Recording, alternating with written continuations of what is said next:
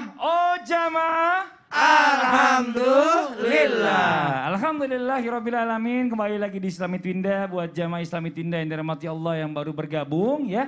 Kami ingatkan lagi hari ini kita masih membahas tentang tema mau healing, jangan berpaling. Masya Allah. Dan sekarang kita lanjut lagi ya. Tadi ada kesalahpahaman di akhir segmen 2 sama guru kita Ustadz Maulana. Ini sebenarnya nggak ada hubungan sama saya Ustadz. Pertanyaannya itu.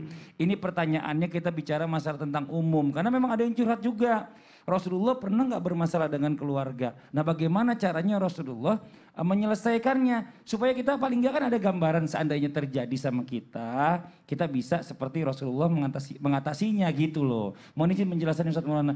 Jangan suzon. Izin Habib, memang begitu dia. Sesam. Bismillahirrahmanirrahim. Terima kasih banyak kepada semua pemirsa jamaah Islami Twinda yang lagi nonton. Bahkan secara luar biasanya menganggap kami sudah seperti keluarganya dengan mengirimkan pertanyaan. Kayak Mas Fadil tadi mungkin pertanyaan dari jamaah yang beliau bacakan. Kemudian beliau bertanya kepada saya. Tapi saya sih makin curiga kalau itu benar-benar dari Masih dia. suzon aja.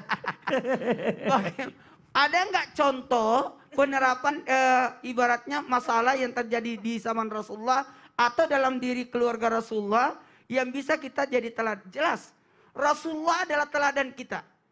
Dan ternyata di balik hikmah, di balik bagaimana kenapa Rasulullah memiliki, maaf izin pinjam kata-kata ini, kenapa Allah takdirkan Rasulullah memiliki istri 9. Ternyata di 9 istri itu ada karakter-karakter wanita yang luar biasa yang harus dihadapi oleh sosok yang namanya laki-laki.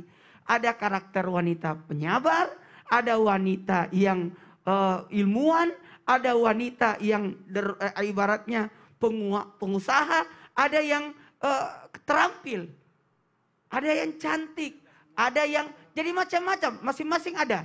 Dan ternyata Rasulullah mengajarkan kita ketika kita menghadapi masalah rumah tangga harus mengedepankan yang namanya kasih sayang. Sekali lagi, kasih sayang. Berkasih sayanglah kepada pasangan. Mohon maaf, tidak ada rumah tangga yang tidak punya masalah. Kalau saya ditanya, ada nggak masalah rumah tangganya saya, Ustaz Maulana di zaman dulu? Jawabannya ada. Ada apa? Cuma enggak ada tapi bisa diselesaikan. Tadi katanya ada, sekarang jadi enggak ada. Gimana sih? Apa dong? Kan jarang pulang. Oh, iya. Oh masalahnya ternyata karena jarang pulang, Bib. Jadi, betul. Jadi caranya quality time. Itu Quality time. Ya, apalagi mengendalikan emosi sebaik mungkin. Bayangkan para istri-istri Nabi itu membuat 2 kubu. Ada kubunya Hafsah, ada kubunya Zainab, ada kubunya Aisyah. Jadi berkubu-kubu juga. 3 dong. Enggak ada. Jadi Hafsah itu berada dalam kubu Zainab, ada yang berada di kubu Aisyah.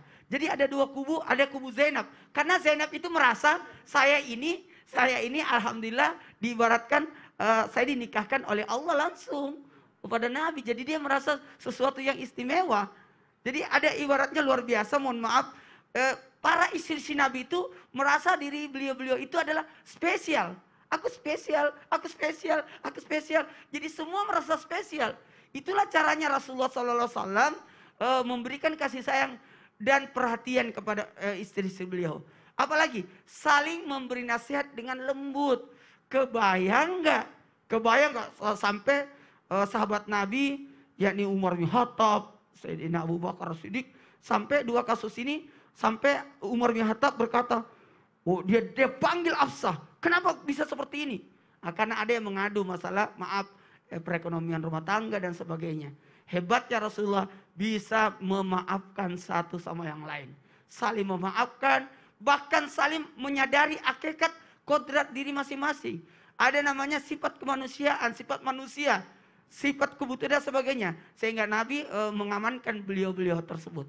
Dan ingat, menjaga komunikasi dan saling percaya. Sehingga Nabi itu apalagi menggilirkan untuk dibawa pergi ke medan perang. Tapi ya buat di garis bawah, 9 istrinya Nabi ini nggak bersamaan, tetap sudah ada yang diceraikan baru menikah lagi gitu ya Ustaz. Dan Rasulullah ya. SAW itu menempatkan para istri kayak Sofia, saya itu merasa saya sudah tua. Masya Allah. Udahlah jatah-jatah saya Rasulullah lebih ke Aisyah. Masya Allah. Terima Bahkan kasih. waktu Nabi sakit, semua kompak istri Nabi untuk membawa Aisyah di rumah Rasulullah. Masya Allah. Jadi Rasulullah di rumah Aisyah aja. Terima kasih banyak Ustadz Maulana penjelasannya. Enggak, udah jangan ada lagi, udah habis nih. Kita mau lanjut lagi. Ini kita minta jamaah juga penjelasannya bicara hadis nih. Saya pernah dengar ya, Habib, mohon izin nih, Habib. Saya pernah mendengarkan ada ketika Rasulullah melakukan healing atau penyembuhan terhadap para sahabatnya, itu melakukannya dengan cara sentuhan dada. Nah, tapi kalau kita bicara baca hadis ini kan nggak bisa kita memaknai dengan nalar kita. Betul. Pasti ada asbabul wurudnya. Iya. Mohon izin penjelasannya, Habib. Baik, mohon Tafadhol, izin Habib. Bang Iya. Fadli, mohon izin Ustaz Maulana, mohon izin Ustaz Syam. Assalamualaikum warahmatullahi wabarakatuh. Waalaikumsalam warahmatullahi wabarakatuh. Jamaah, oh jamaah. Alhamdulillah. Alhamdulillah. Wassalatu wassalamu ala Rasulillah Muhammad bin Abdullah sallallahu alaihi wasallam. Nah, mari bersama-sama jamaah Islam itu indah yang dimuliakan oleh Allah Subhanahu wa taala, kita belajar bagaimana cara healingnya baginda Nabi Muhammad sallallahu alaihi wasallam terhadap para sahabatnya Rasulullah sallallahu alaihi wasallam.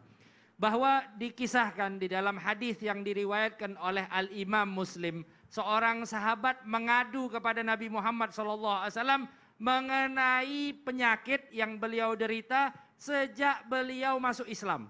Jadi sejak beliau masuk Islam ini dapetin ada sakit nih. Kemudian sakit itu sangat luar biasa sampai beliau ngadu kepada baginda Nabi Muhammad sallallahu alaihi wasallam. Apa yang diajarkan oleh Rasulullah sallallahu alaihi wasallam? Rasulullah mengajarkan untuk meletakkan tangannya di tempat yang sakit. Misalnya yang sakit gigi, gini. Misalnya yang sakit hati, pegang dadanya. Misalnya yang sakit kaki, pegang kakinya, baca bismillah, bismillah, bismillah. Jadi bismillah 3 kali, kemudian dibacakan juga 7 kali dari bacaan a'udzu billahi wa qudratihi min syarri ma ajidu wa uhadhiru. Bareng-bareng kita ulangin. A'udzu billah wa qudratihi min syarri ma ajidu wa uhadhiru. Kita ulangin lagi ya biar jamaah pada hafal semuanya. A'udzu billah wa qudratihi min syarri ma ajidu wa uhadhiru. Nah, habis baca bismillah tadi 3 kali, baca bacaan ini sebanyak 7 kali. Kalau sakit gigi pegang di gigi, kalau sakit dada pegang di dada. Nah, ini insya Allah memberikan kesembuhan dengan ajarannya baginda Nabi besar Muhammad sallallahu alaihi wasallam. Dan subhanallah, ajarannya baginda Nabi Muhammad SAW sangat mulia, sangat agung. Dan yang paling penting adalah kita mengikuti tata caranya. Juga kita diajarkan kalau sebelum makan, takut ada makanan kita ada apa. Apalagi sekarang ini Masya Allah, makanan-makanan banyak yang mengandung hal-hal yang kurang baik. Baca Bismillahilladzi la yadhurru ma'asmihi syai'un fil ardi wala fis sama'i wa huwas sami'ul alim. Karena kan kita sakit ini kadang-kadang dari hal yang kita konsumsi. Makan nggak tahu dari mana halnya, ada apa dan lain sebagainya. Mudah-mudahan kita diberikan kesembuhan berkat baginda Nabi Muhammad sallallahu alaihi wasallam. Jazakallah khairan katsiran, Bib. Nanti minta teman-teman ya tolong tadi doanya tuh ditulis atau mungkin nanti disebutin lagi sama Habib ya. Buat di sosial media biar jamaah yang di rumah bisa praktek. Tadi Ustadz Maulana langsung semua badannya, ternyata sakitnya banyak. Saya cuma tangan doang. Sakit semua enggak. Kan semuanya dibaikin. Ya Allah. Kita lanjut lagi ya. Insya Allah yang nonton sehat semua. Amin, amin ya rabbal alamin. Nih saat orang-orang saat lagi healing nih lebih ke healing jasmani. Kadang-kadang kita lupa yang namanya kita ini bukan cuma ada jasmani tapi ada rohani juga. Biasanya di hati adanya permasalahan. Nah, bagaimana caranya kalau kita bisa healing hati nih Ustadz Syam, mohon izin sebelumnya nih. Baik. Kalau healing jasmani ya mungkin kita jalan-jalan aja udah wow fun nih, ketawa-tawa ketemu teman udah bahagia gitu kan. Baik. Tapi kalau hati ini mohon izin bagaimana penjelasannya? Bismillahirrahmanirrahim. Tabi guruku Habib Abdullah Ustaz Maulana Mas Fadli serta teman-teman yang dimuliakan Allah Subhanahu wa taala, jamaah yang dimuliakan Allah Subhanahu wa taala. Bismillahi masyaallah, la yasuqul khaira illallah. Bismillahi masyaallah, la yasrifus su'a illallah. Bismillahi masyaallah, ma kana min ni'matin fa minallah. Bismillahi masyaallah, la haula wala quwwata illa billah. Maka jikalau ditanyakan bagaimana cara menyembuhkan hati, menenangkan hati, yang pertama dalam Al-Quran, ba'da naqul a'udzubillahi minasyaitonir rajim. الذين آمنوا وتطمئن قلوبهم بذكر الله ألا بذكر الله تطمئن القلوب. Menyembuhkan hati yang gelisah atau membuat hati ini menjadi kembali tenang, maka kata Al-Quran orang-orang yang beriman itu tenang hatinya ketika mengingat Allah Subhanahu wa taala. Maka sering-seringlah untuk berzikir, menyebut nama Allah Subhanahu wa taala dan mengingat-ingat Allah Subhanahu wa taala, termasuk diantaranya mengingat nikmat Allah Subhanahu wa taala yang telah Allah berikan kepada kita. Maka seringkalilah kita kalau healing bukan hanya jalan-jalan ke tempat orang-orang kaya pada ngumpul, tapi sekali-sekali jalan-jalan ke tempat orang-orang yang kurang mampu. Maka itu akan membuat kita semakin menenangkan hati. Ya Allah, selama ini ternyata saya yang kurang bersyukur. Bukan Allah yang kurang memberi nikmat, tapi saya yang kurang merasa cukup. Kalau kita melihat orang yang berada di bawah kita, insya Allah itu akan menyembuhkan hati kita yang kadangkala tidak pernah puas, tidak pernah bersyukur atas apa yang diberikan Allah Subhanahu wa taala. Bahkan diingatkan, sering-seringlah untuk jengukin orang yang ada di rumah sakit, orang yang sedang sakit. Untuk apa? Untuk engkau mensyukuri nikmat sehat yang Allah berikan. Sering-seringlah ziarah kubur. Untuk apa? Untuk engkau mensyukuri nikmat hidup yang Allah berikan. Sering-seringlah lihat berita orang-orang yang mungkin dipenjara, orang yang ditangkap, supaya engkau mensyukuri nikmat kebebasan yang Allah berikan kepadamu. Itu yang pertama. Yang kedua, Al-Quran sebagai penyembuh. Maka dikatakan penyembuh hati ini adalah Al-Quran.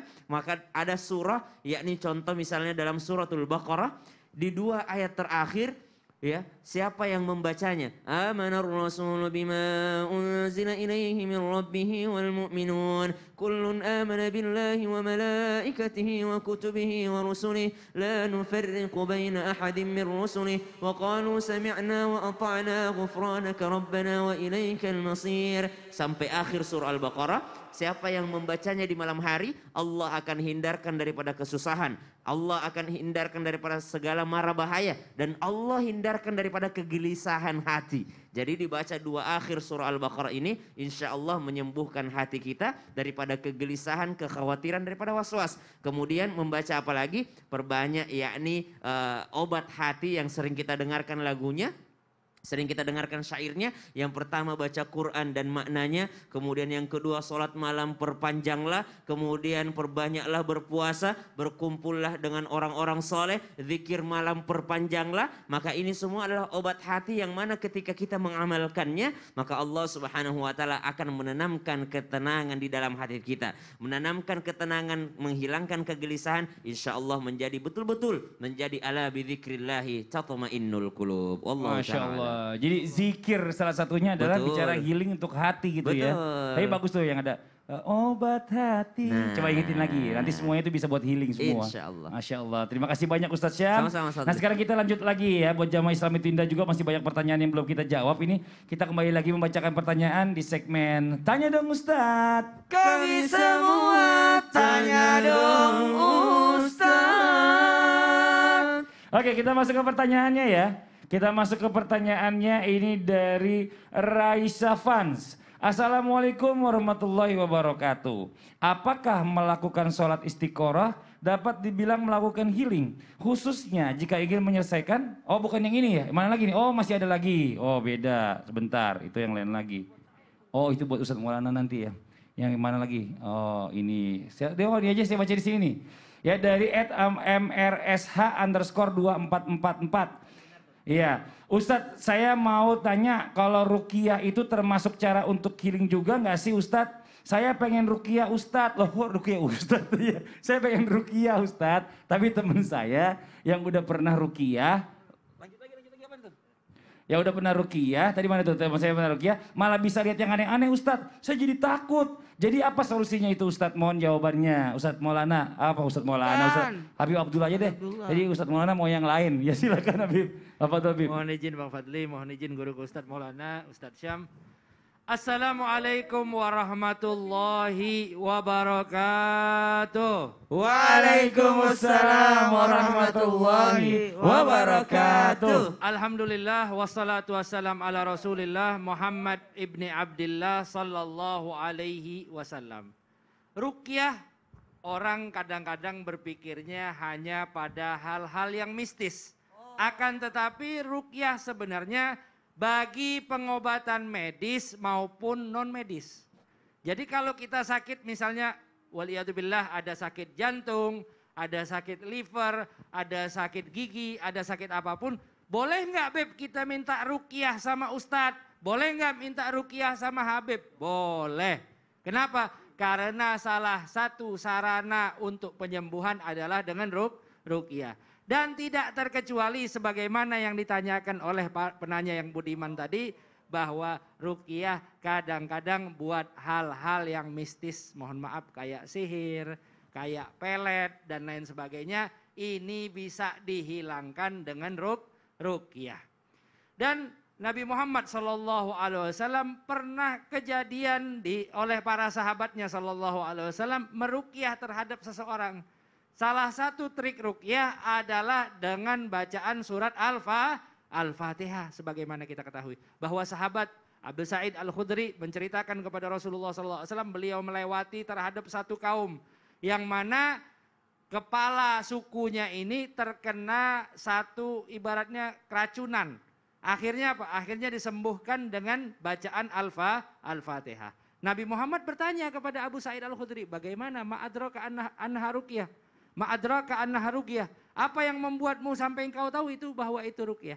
Akhirnya apa? Akhirnya Abu Sa'id pun tersenyum dan diikrarkan oleh Nabi Muhammad SAW, dinyatakan oleh baginda Rasulullah SAW bahwa bacaan Al-Quran, bacaan surat Al-Fatihah merupakan ruqyah. Dan juga perlu diingat bagi orang yang diruqyah, syaratnya kalau mau ruqyah itu bisa berefek harus yakin. Ya, yakin. Kenapa? Karena segala sesuatu pun mau kita minum obat, mau kita minum pakai salep apapun, tapi kalau kita nggak yakin, nggak bakal yang namanya sembuh. Kemudian syarat yang kedua harus ikhlas. Ikhlas, mohon maaf nih kadang-kadang ada yang disihir ataupun dipelet tiba-tiba suuzon. Ya tadi hampir. Ya, tadi ini habis diruqyah malah ngeliat hantu, ngeliat jin. Jangan seudon, ikhlas saja, ikhlas, maafin udah, maafin terhadap dia, mudah-mudahan diberikan hidayah oleh Allah Subhanahu wa taala, jaga hati kita. Dan juga nih pesan saya buat yang meruqyah, kalau misalnya berhasil jangan sombong, jangan bangga, terus dia akhirnya bangga diri. Wah, lihat tuh, sembuh gara-gara saya ruqyah. Makanya kalau udah habis ngeruqyah orang, kita tahu diri bahwa yang menyembuhkan asy-syafi al-haqiqi huwallah, yang menyembuhkan itu adalah Allah. Baik kita makan obat, baik kita diruqyah, baik kita bawa air ke pengajian dan lain sebagainya, penyembuhnya adalah Allah. Semuanya adalah wasail, perantara semuanya. Tapi kita yakin yang menyembuhkan kita adalah Allah Jalla Jalaluhu wa ta'ala fi'ulah. Nah, ini merupakan salah satu keyakinan yang bersama-sama ayo kita tanamkan di dalam hati kita bahwa apapun penyakit yang kita derita akan disembuhkan oleh Allah Subhanahu wa taala Jalla Jalaluhu wa ta'ala fi'ula wal afu. Ya Masya Allah. Nah ini bicara masalah keyakinan ini yang kadang-kadang suka sulit. Ya. Kenapa kita nggak sembuh? Karena kita nggak yakin banget hati kita ini bahwa ayat-ayat Al-Quran ini bisa menyembuhkan diri kita. Gimana Allah mau bantu? Kalau bacanya aja nggak yakin kan begitu. Nauzubillah min zalik. Bacanya jarang kadang-kadang. Iya. Terima kasih banyak Habib atas penjelasannya. Jazakallah khairan katsiran buat jamaah Islam Tunda yang ada di rumah. Ini jangan kemana-mana ya. Masih ada 2 pertanyaan lagi nanti akan kita jawab lagi oleh guru-guru kita. Jadi yang di rumah jangan pindah-pindah channel. Tetap di Islam itu Indah. Jamaah. Oh jamaah. Alhamdulillah. Subhanallah.